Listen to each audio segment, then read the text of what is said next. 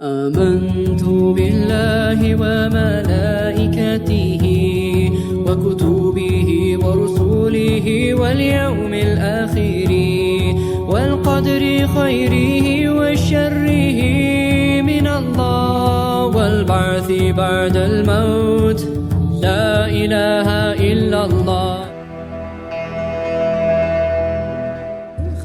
Согласно Корану, мир был сотворен Аллахом за 6 дней. Созданы небеса, светила и земля. Для прочности установлены горные твердыни. Согласно Священному Писанию, земля соединяется с небесами невидимой лестницей, по которой спускаются и поднимаются лишь ангелы. А потом появился человек, Адам, а из его ребра сотворена Хава. Исламские верующие считают, Бог создал все для того, чтобы люди могли использовать благо для своего развития и совершенствования. Хотя в сознании большинства религия тесно ассоциируется с глубокими философскими вопросами, тем не менее в ее основе лежат именно любовь и сострадание. Любовь является истинной сущностью ислама. Суть религии – человеколюбие. Суть религии, что ты живешь в этом мире не один. Все, что тебе ниспослано вокруг тебя и в чем ты находишься, это милость Всевышнего, который говорит тебе: люби все, что вокруг тебя. В первую очередь, конечно, творение Всевышнего человека. Религия, она поднимает нрав человека. Она делает его вот тем самым человеком, который звучит гордо, который понимает суть творений, суть своего Творца, его замысел и старается идти по этому пути. В переводе с арабского «мусульманин» означает «покорный Богу».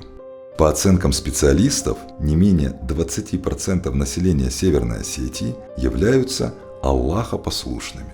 Среди осетин по большей части это субэтнос-дегорцев. Есть мнение, что они относительно поздно приняли ислам. Однако с подобными высказываниями в корне не согласны некоторые историки. Знакомство с ним произошло гораздо раньше, чем мы себе это представляем. Есть арабская хроника, которая называется «Сокровищница драгоценных камней», в которой описывается поход багдадских арабов, сулейманийцев, на Северный Кавказ. Они прошли Грузию, Даярский проход и оказались на Северо-Кавказской равнине. Именно тогда произошло первое столкновение наших предков, проживавших на этой территории, с этой религией. Как написано в этом источнике, арабы, пришедшие сюда, они перенесли с собой свет истинной веры, и таким образом они здесь какое-то время находились. Впоследствии происходил близкий контакт с такими государственными объединениями, как Хазарский каганат, как Арабский халифат, с которым также в близком соседстве находились предки осетин. И, несомненно, происходили контакты и на бытовом уровне, и в том числе на религиозном. То есть происходило взаимопроникновение культур. То, что ислам в Северной Осетии имеет многовековые корни, говорят археологические раскопки, древние памятники, мечети, а также используемая мусульманская лексика и, конечно, ономастика. Одним из маркеров конфессиональной принадлежности либо в настоящем времени, либо в прошлом народа являются имена. Ономастика является таким показателем. И применительно к осетинам мы можем встретить документы XIX века, переписи населения, в которых христианские по своему вероисповеданию жители тех или иных населенных пунктов давали мусульманские имена своим детям. То есть это говорит о том, что либо в недавнем прошлом сами носители этих фамилий были мусульманами, либо они находились в тесном контакте, взаимодействии с представителями этой религии. Называли близнецов именами Хасан и Хусейн, как звали сыновей пророка. Также давались имена жен пророка. Допустим, в одной семье могли быть и Фатима, и Хадиджа, или Омар, Осман. То есть не просто, там смысловая составляющая имела место.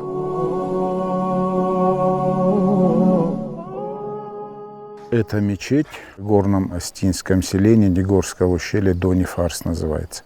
Построенная в Средневековье, она достаточно большая для горных сел. Вот это михраб, средневековость михраба видна еще вот этим окошком, которое там находится. Это окошко Там, где стоял имам, он мог молитву читать, а мог Коран читать.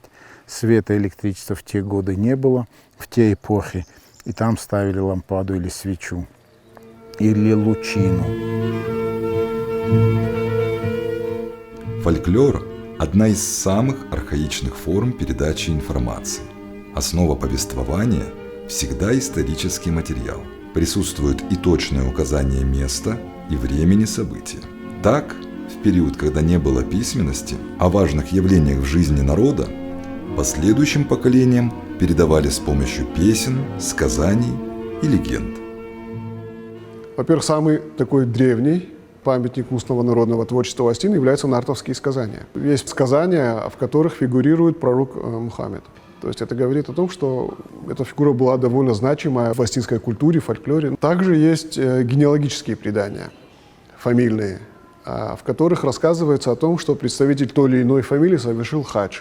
Даже было поверье, что потомки хаджи, они попадали в рай.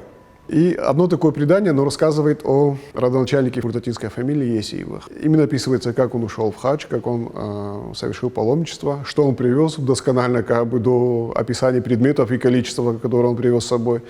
Очень интересный документ. И если мы говорим о времени его жизни, это где-то 16 век. Есть те же самые предания, которые говорят о том, что представители знати или Дигорской, или Тагаурской, или Куртатинской, они являются выходцами из иноэтничной среды. И вот в их именах, тех, которые пришли в Осетию, там присутствует приставка, тюркская приставка «хан». То есть, возможно, они уже пришли сюда мусульманами, и, скорее всего, так и было, потому что есть тоже, опять же, какие-то вот письменные источники, в которых указывается, что предков тех или иных фамилий хоронили по мусульманским обрядам. То есть они пришли уже сюда, будучи мусульманами, и, возможно, они эту веру принесли и внедряли в слои того населения, среди которого они поселились.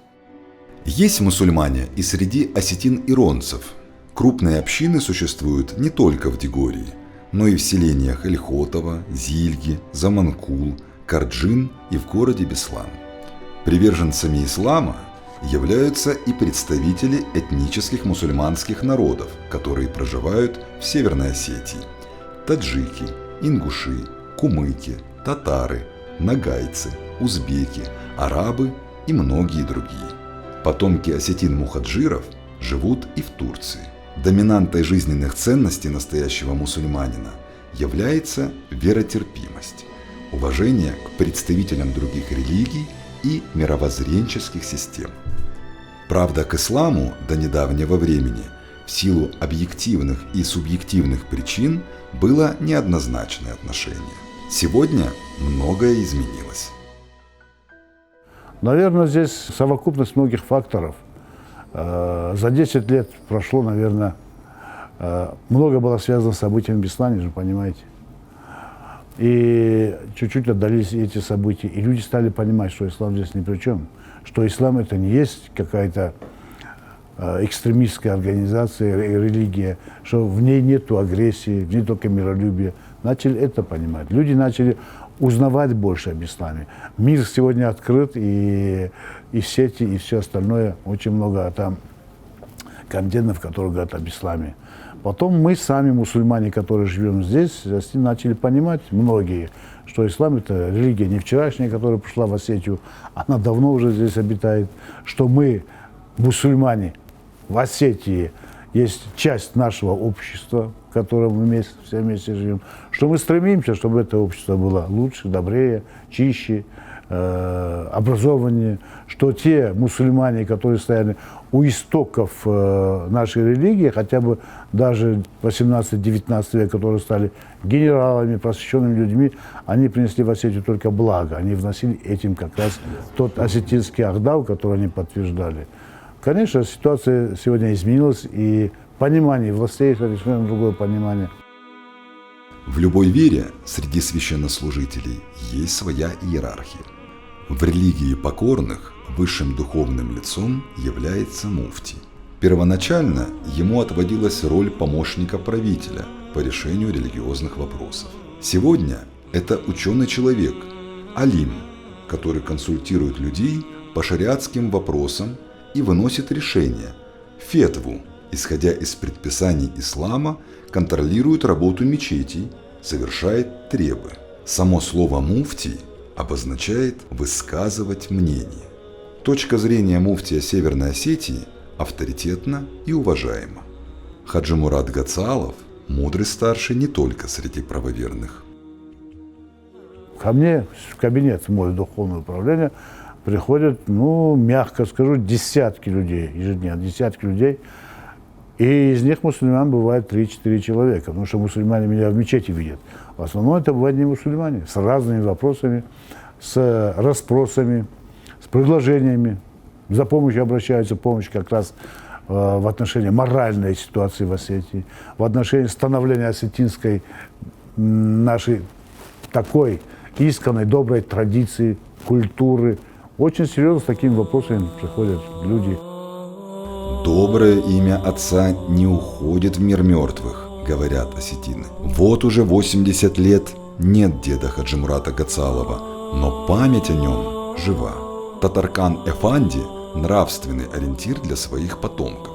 Главным его богатством, мулком, были знания и уважение верующих. Эфанди, одним из первых в Осетии, получил высшее исламское образование в Мекке, знал 8 языков. Его мнение ценили все верующие на Кавказе, но при этом сердце его было свободно от гордости и тщеславия. Он был имамом в мечети селения Эль-Хотово и имам-хатыбом в Назране.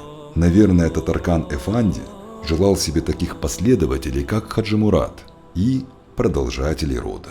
Как и дед, Хаджи Мурат Гацалов высшей ценностью ставит не материальное благополучие, а добрый нрав и разумение.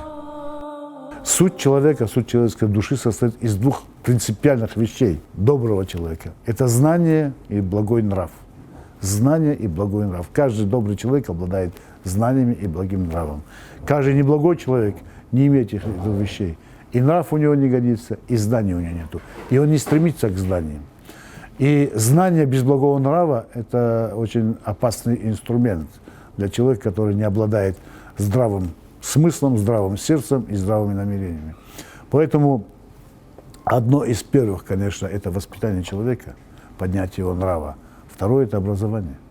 Мы уделяем очень большой момент, очень большое усилие на образование нашей паствы, наших мусульман. И здесь не только образование исламское. Мы постоянно объясняем, что человек, нам сказано, опять-таки, Всевышним, разве сравнится тот, кто знает, и тот, кто не знает? Это какая грань между двумя людьми? Разве сравнится тот, кто знает, и тот, кто не знает? И знания имеют абсолютную ценность. Любые знания. Я думаю, вот это Владимира Ильича Ленина учиться, еще раз учиться, взято из религии. И там сказано, человек должен знать, человек должен обучаться, человек должен стремиться к учению. Не учение, тьма. И, конечно, нрав. Больше 100 лет мечеть на берегу Терека является главной достопримечательностью города Владикавказ. Это не только религиозное сооружение, это историко-архитектурный памятник, если хотите, памятник любви. Храм Муртазы Мухтарова и Елизаветы Тугановой стал украшением города с 1908 года. Почти 10 лет Валиджан Хаджи, в миру просто Володя, является смотрителем этого культурного сооружения. Верующие со всей республики приходят сюда совершить намаз. Первый обряд богослужения Валиджан видел в детстве. Молилась бабушка. Каждый ее приезд из села Урух, Верхний Сгид, был для мальчика безоговорочным счастьем. Она всякие истории рассказывала. Нам очень интересно было, особенно по вечерам. И когда уснешь, а когда она делала намаз, и вот она в суджуд уйдет, суджуд – это земной поклон. И мы с сестрой на нее запрыгивали. И когда вот у меня появились внуки, внучка и внук, был такой момент, что они тоже на меня запрыгнули, когда я совершал суджуд, и я в суджуде заплакал. Сам Валиджан ислам принял уже в довольно сознательном возрасте, в Узбекистане, где он оказался по воле судьбы. помогал стране развивать воздушный транспорт, работал начальником цеха на авиационном заводе. Но, как говорит Валиджан Хаджи, по-настоящему его земная жизнь изменилась после хаджа. Паломничество в Мекку – сокровенная мечта любого мусульманина. Человек, который совершил хадж, он начинает свою жизнь с чистого листка. Все у него зачеркнуто, все предыдущая его жизнь, все плохие дела, хорошие остаются. Все плохие дела зачеркнуты, и ему дается возможность с листа, чистого листа, начать свою жизнь. Без грехов, без ничего. Он нравственно подходит к этой жизни по-другому, чтобы не навредить своему соседу, своему родственнику, своему другу, чтобы более мягко ему объяснить, что он, может, не прав или где-то что-то. Он меняется. Аллаху Акбар, Аллаху Акбар. Каждый день и в зной, и в стужу совершает свой маленький подвиг и Тимур Газдаров. Азам с минарета диктует ему путь.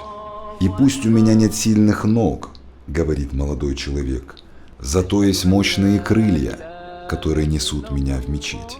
Там он ведет неспешный разговор с Богом и испытывает катарсис. Воля у парня стальная, а вера крепкая. Это дом Бога, здесь спокойствие, здесь возможность пообщаться с людьми, которые верят в то, что я верю, со своими динамичными людьми, которые мне по пути, по душе. С самого рождения судьба не благоволила Тимуру. Но когда ему исполнилось 10 лет, она сжалилась, и мальчик начал ходить. Позже были переезд из Чекалы во Владикавказ, университет, работа в духовном управлении мусульман и благотворительный фонд «Быть добру», где он помогает инвалидам приобрести технические средства для облегчения жизни. Которым мы помогли, уже перешло на сотни людей. Как ты с этим справляешься? Когда я дома, мне плохо. Когда я ничего не делаю, мне плохо. Я люблю гулять. Я сегодня тоже был приглашен на какую-то встречу. Подними, быть доброму говорю, нет, сегодня у меня съемки, так, извините. Аллаху Акбар, Аллаху Акбар. Аллаху Акбар, Аллаху Акбар. وحسبوا ألا تكون فتنة الله بكل شيء عليم. الله هو المسيح ابن مريم وقال المسيح يا بني إسرائيل والله غفور حليم. كانوا لا يتناهون عن منكر فعلوه لبئس ما كانوا يفعلون. В мире только две книги, которые на протяжении многих и многих веков люди перечитывают. Эти две книги – Библия и Коран. Для кого-то Коран – литературный памятник и исторический источник, а для Тимура и его единоверцев – прежде всего священное писание. За каждую прочитанную букву в Коране обещана награда, как за 10 добрых поступков. Наверное, бронзовый призер конкурса чтецов Корана Южного федерального округа Мурат Гусов свое вознаграждение получит. Будущий теолог не 1 и не 2 часа может без устали читать Божье послание. Каждый день хафиз, который знает Коран наизусть, он должен минимум, это самый минимум 60 страниц повторять наизусть. Закрывает книгу и повторяет на память. Минимум 60 страниц. Есть те, которые 100 страниц повторяют. Мы верим, что будет судный день, и когда Аллах Всевышний нас воскресит всех, мы будем читать. И кто больше прочитает, тот выше будет становиться. Шансов больше. Надеемся, да. Чтение идет необычно, да? Справа налево. Страницы тоже так расположены Да, конечно. в книге, да? В ту сторону. Вот так прочитали, закончили, теперь вот отсюда. Дочитали, опять перелистнули. Следующая страница. Кана абаухум ла я'ламуна шай'ан ва ла яхтадун. Какие-то вы тянете. Это Вот гласные. смотрите, это правило чтения арабского языка. Это подсказки в Коране. То есть изначально не было точек, потому что арабы это и так знали. А мы не арабы. Для нас это, чтобы легче было читать. Вот где волнистое, там мы тянем 4 раза. Допустим, аба, ана. Вот аба. 4 раза тянем. То-то, я думаю, мне на ноты похожи они. Как по нотам расписана жизнь и Зарины Гасановой. Муж, дети, кондитерская, мастер-классы. Много лет Зарина увлеченно занимается любимым делом, в котором даже преуспела. А как же существующие религиозные табу, спросите вы? Вопреки расхожему мнению, заняться своим делом ей никто не запрещал. Главное, чтобы дело было для созидания и улучшения окружающего мира. Когда ты идешь по вере, правильно по пути Всевышнего, ты не можешь быть плохим, ты созидатель. Твоя обязанность привносить добро, твоя обязанность быть хорошим, помогать людям. Это обязанность каждого мусульманина. Успех пришел к Зарине далеко не сразу. Пришлось немало и упорно потрудиться. Сегодня мастер-классы Зарины Гасановой запланированы до конца года, а желающих купить ее сладкие произведения хватает с лихвой. Правда, когда она начинала 7 лет назад, ей очень нужны были терпение, поддержка мамы и Всевышнего. Ислам запрещает брать кредит, а средств на развитие не было. А еще харам добавлять в кондитерские изделия алкоголь и делать надписи на тортах. Как ни странно, это не стало для мастера крушением надежд, а для любителей десерта поводом для отказа. Им нравится, что они получают от меня. Они готовы поехать сами в магазин и купить этот топпер с днем рождения и воткнуть без каких-либо проблем. То есть, не могу сказать, что я с какими-то серьезными препятствиями столкнулась в работе из-за того, что я мусульманка. Из-за того, что я покрыта, тоже никаких проблем, потому что я, в принципе, изначально общаюсь с людьми, в основном онлайн, но даже когда я прихожу, я всех встречаю с улыбкой, и с улыбкой отвечают мне.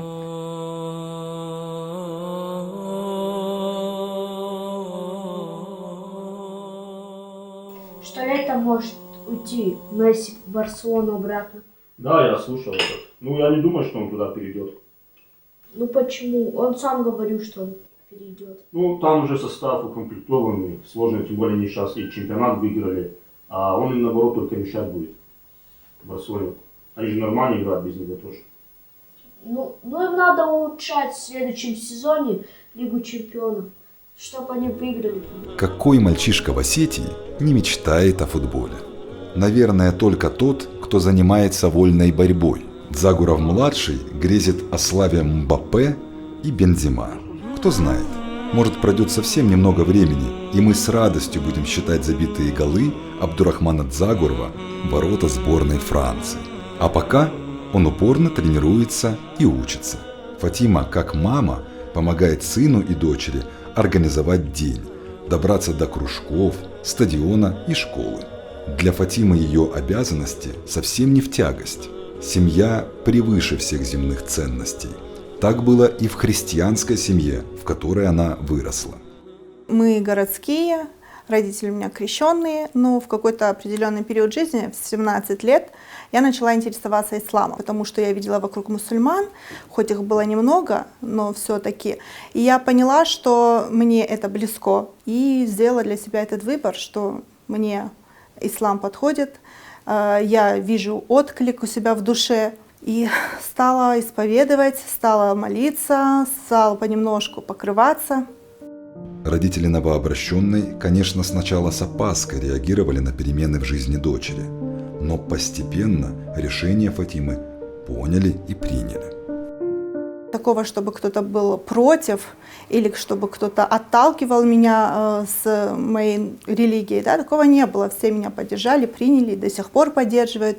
И если когда-то кто-то на меня где-то косо посмотрел или еще что-то, всегда мои родственники, там, тети, дяди, родители, всегда все меня поддерживают.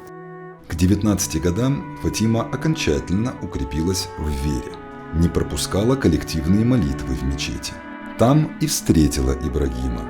Если женская часть родственников приняла зятя сразу, то сильная предпочла на всякий случай поговорить с ним по-мужски. У меня как бы изначально сразу с Тюшей тоже хорошие отношения сложились. Она еще не была Тюшей, но я познакомился, там, нормально пообщались, поговорили. Там с ее дядей тоже пообщались, поговорили, тоже проблем не было. Хотя он хотел меня как-то напугать. Я потом понял, что это было так бы авансом, да, авансом, чтобы я к ней хорошо относился. Никаких особых требований в новой семье не было. Отношения выстраивались на взаимном доверии и уважении. Вопреки стереотипам, Фатима не производит впечатления бесправной и затравленной женщины. Остинский менталитет – это более восточный менталитет. У нас тоже уважение к мужчине. У нас тоже примерно то же самое, что женщина, когда выходит замуж, она замужем. То есть муж во главе семьи, а жена немножко позади него. То есть я не вижу особых отличий между традиционной остинской семьей или остинской семьей, которая придерживается ислама, каких-то различий в отношениях между супругами. На самом деле мы такая же обычная семья, как и все остальные там, бесланские семьи, чекалинские, зильдинские, неважно. У нас тот же самый Ардал, наш остинский Ардал, мы придерживаемся тех же самых нравственных принципов, которые еще заложили давным-давно наши предки. Просто что нас отличает от других семей, это то, что мы мусульмане, и мы 5 раз молимся, мы не в обиду будет другим сказано, да, но, например, за столом мы Богу не молимся со спиртным, мы молимся на коленях, мы молимся в земном поклоне, мы у него вот таким образом просим. Человек прежде солнца видит своего соседа, говорят осетины. В нашем социуме веками принято поддерживать ближнего и в горе, и в радости. Дзагуровы эту заповедь предков чтут и разделяют, даже если религиозные понятия разные. У меня с соседями отличные отношения, и когда бывают, допустим, похороны, свадьбы, кувды, да, я всегда как могу, да, так я участвую, хожу, да, помогаю в хазаре, там, как бы я от них вообще ничем не отличаюсь, да. Но бывают вот эти вот праздники, которые именно сугубо религиозные, да, и они это знают, и они меня не приглашают, потому что они знают, что я их не праздную. Но, тем не менее, я их уважаю, они меня уважают, и у нас проблем нету в общении. Все понимают, что такие же люди, что мы такие же остины, как и все остальные, все дружелюбно настроены. Если Дзагурову-младшему еще только предстоит состояться в спорте, то Хаджимурат Гацалов свое имя в историю вольной борьбы уже вписал. В его жизни не осталось белых пятен. Мы только хотели узнать, как мальчику из осетинского селения Чикала помогла вера и молитва на пути к Олимпу. Не было сомнений, вот, что я могу это сделать.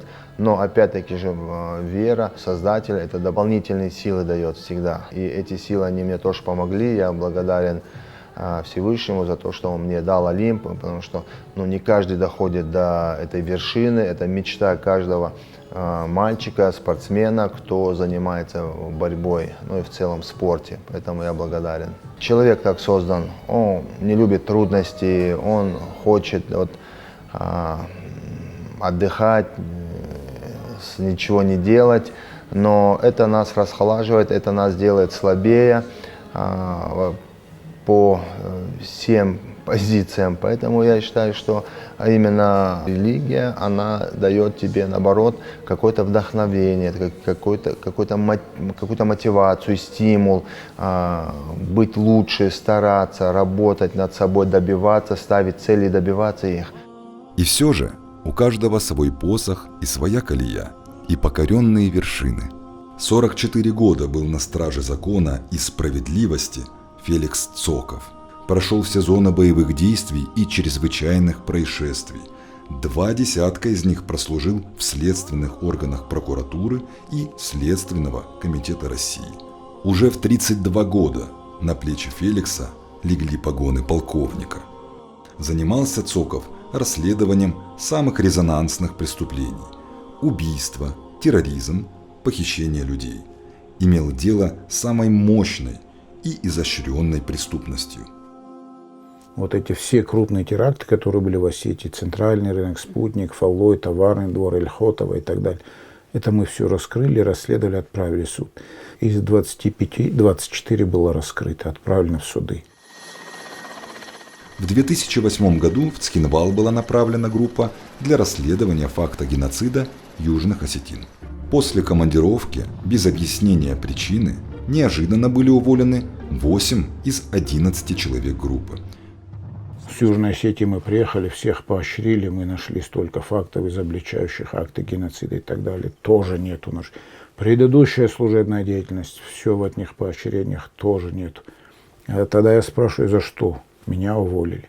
Не продлили контракт. Почему? Ни почему. Брошенной руководством перчатки Цоков не поднял. Есть настолько очевидные истины, что их невозможно доказать. В 2014 году Феликс Цоков продал все свое городское имущество и приобрел небольшой земельный участок в Дегорском ущелье. Завел небольшое хозяйство, начал строить дом. С гор Феликс спускается только по необходимости. Ну, это дела давно минувших дней. Я уже почти 15 лет не работаю, и, честно говоря, меня уже танком туда не затянешь. Хотя, когда я работал, я от души старался. Легко быть святым, сидя на горе Тайшань. Гораздо сложнее оставаться святым, сидя на базаре, гласит мудрая китайская пословица. Очень сложно не сломаться и не поддаться искушению, когда годами ютишься на съемной квартире, когда не можешь позволить себе даже машину отечественного автопрома, когда остался в семье за старшего и надо выучить младших братьев. От ошибки уберегли честные, благородные старшие коллеги. Был такой Георгий Александрович Сопоев, Рохсагот, это в СССР был институт наставничества. И он мне сказал: Феликс, не испортится 3 года, и тогда ты дальше выйдешь. Я не знал, что такое испортиться. Испортиться, как ему оказывается, взятки. И если бы не мой отец, который мне дал начинку ислам, я бы никогда бы этого не выдержал, я бы начал брать.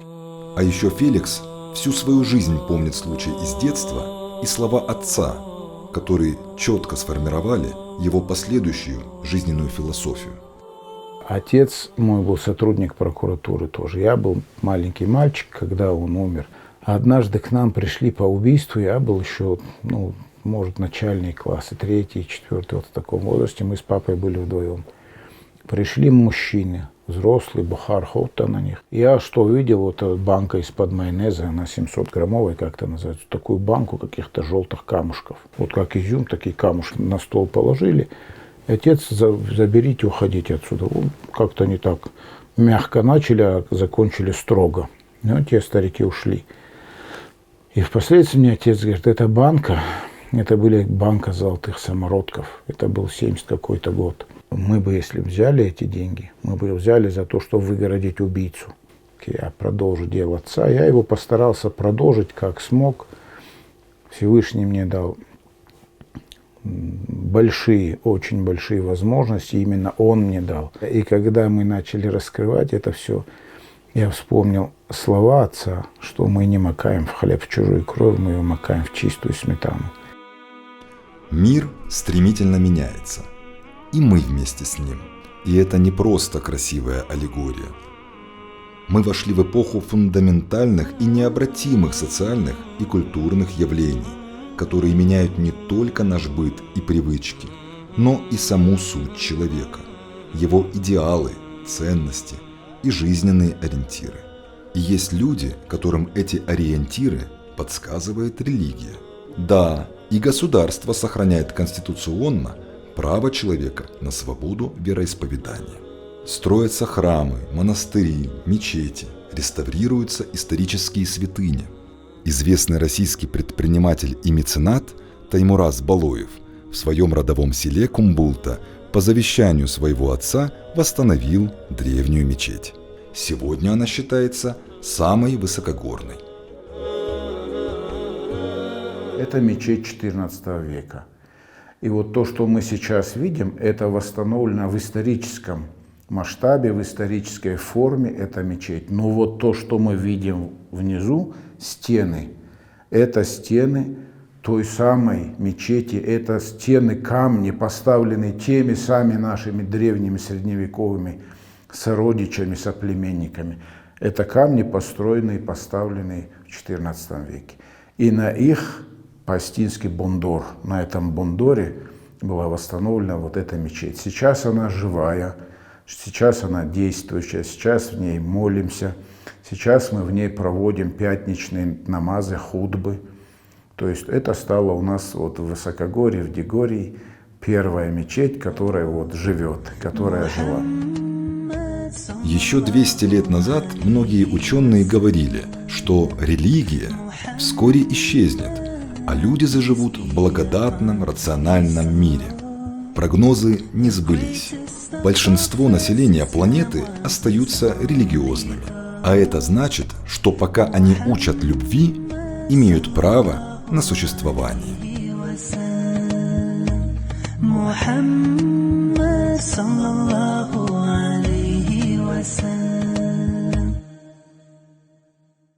آمنت بالله وملائكته وكتبه ورسله واليوم الآخر والقدر خيره وشره من الله والبعث بعد الموت لا إله إلا الله